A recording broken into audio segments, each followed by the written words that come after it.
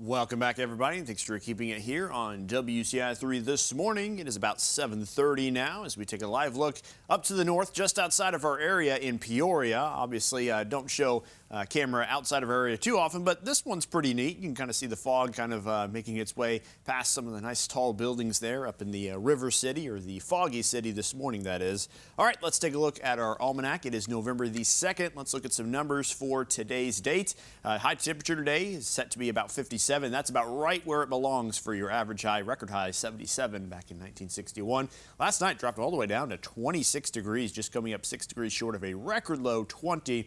Our average low is just about 38. Satellite radar picture looks pretty good. You can't really see fog on the satellite view here, so it overall looks like a clear sky, but there is still some of that really low-level moisture that is resulting in some fog here across the area. 32 in Champaign, 30 in Paris, 37 degrees in Mattoon and Charleston. Winds are nice and light. Anytime you have clear skies and light winds, that really sets up the stage for not only chilly conditions, but also some foggy conditions like we're seeing out there this morning. Down there closer to the I-70 region, you have some lower visibilities. Also up there along the I-55 region from Lincoln up to Pontiac is seeing a 0-mile visibility right now. So might have to deal with that for the next hour. But here in the next several hours later on this afternoon, we're talking about those temperatures making their way into the mid to upper 50s. That's likely going to get rid of some of that fog as we move forward in time. And just overall a little bit of a warmer day today versus what we had yesterday. 57 in Champaign, 58 in Danville, your high today, 58 in both Mattoon and in Charleston. Then overnight tonight, we'll see those low temperatures up just a few degrees from last night. We'll be somewhere into those mid-30s by the time we wake up tomorrow morning. Work week gets off to a warmer start as well. Those high temperatures are going to be into the 60s as we get the day going, and things are going to be looking rather warm here into the week ahead compared to what we've been used to the last couple of weeks.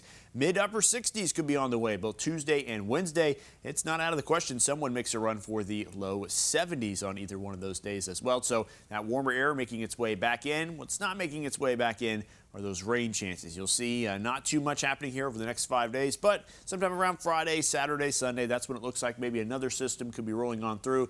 Doesn't look like right now, though, that system is going to have a ton of rain with it, or at least it doesn't look like we're going to be right in the bullseye of that rain.